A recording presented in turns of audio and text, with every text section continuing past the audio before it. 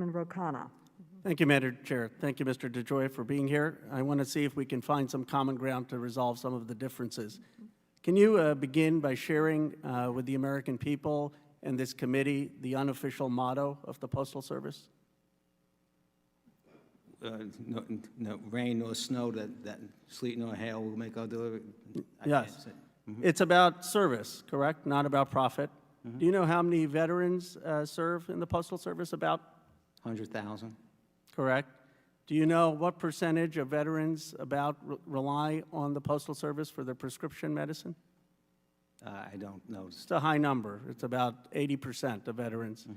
So I guess my beginning, I want to ask you this. You know, our Defense Department, we don't tell them you have to go sell weapons to make revenue to serve the American people. We don't say that about our health service or the National Institute of Health.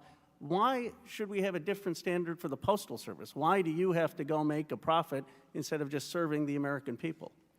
Sir, it's an interesting and good question, and it's not that we need to make a profit. It's to be self-sustaining, which means at least cover your costs. But why? It's such a small. I'm not a legislator. I'm the Postmaster General. Do you know? I mean, do you know the history? Do you remember the time in the Postal Service history where that wasn't a requirement? I do, in the 70s. Actually, it was from 1840 to 1970. We funded the Postal Service. We didn't require them to make a profit because we thought people should in rural America and other places, and our veterans should serve. And one of the reasons people serve in the Postal Service who've served in our military is they view it as public service. Now, I appreciated one point you made, which is you assume that those who disagree with you have a legitimate difference, a legitimate perspective. Your perspective is that these mail sorting machines aren't required because packages need to be delivered and open up floor space. It's your testimony that you didn't direct it, correct? Who directed it?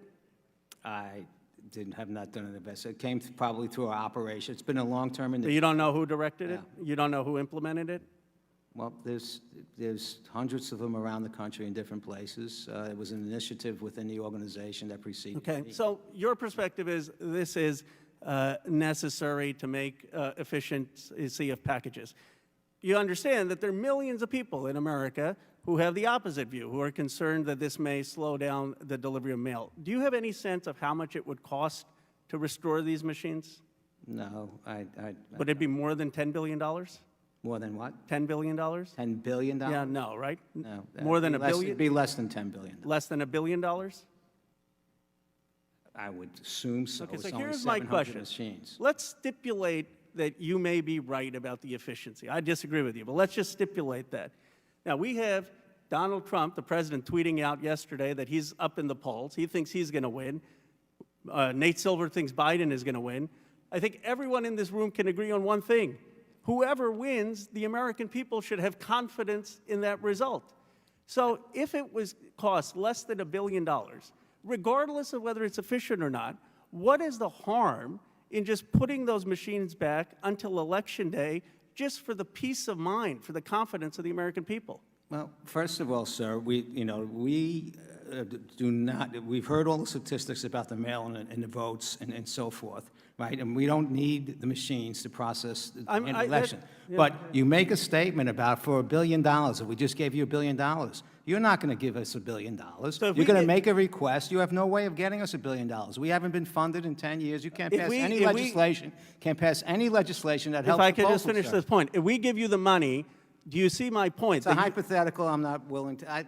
But I guess you haven't given us any money. What you is haven't the given harm? us any legislation. But what is the and harm? And you're sitting here accusing me of things with regard to this machinery as a committee. I haven't accused you of anything. And it's a big statement. I'm trying to understand. I think I'm trying to understand what most Americans are trying to understand. What is the harm in putting these machines, even if the machines, in your perspective, don't do anything, what is the harm to do it till Election Day? In Washington, it makes plenty sense. To me, it makes none. You haven't explained why. And then final question because they're not needed. That's why. But if it will restore people's faith in a democracy and avoid a polarized electorate, I would think... Get me the billion, and I'll put the machines in. Okay, well, that's a commitment. We'll find a way to get you the money. The last question I have for you is, can you... Reagan said trust but verify. I understand you've committed to the American people that you're going to have these delivered in time. Can you give us a specific and detailed plan and submit that to Congress on how you're going to make sure that the ballots get delivered in time? I need to get back to you. I'd be, if there's a plan that we can, I mean, it's normal processing procedures plus enhanced processing procedures around an election, I can probably give you some type of summarized objectives that we'll try to fulfill. Well, I appreciate that. I appreciate the commitment of $1 billion, and you'll put the machines back in a plan. So thank you. Thank you. Gentleman yields back.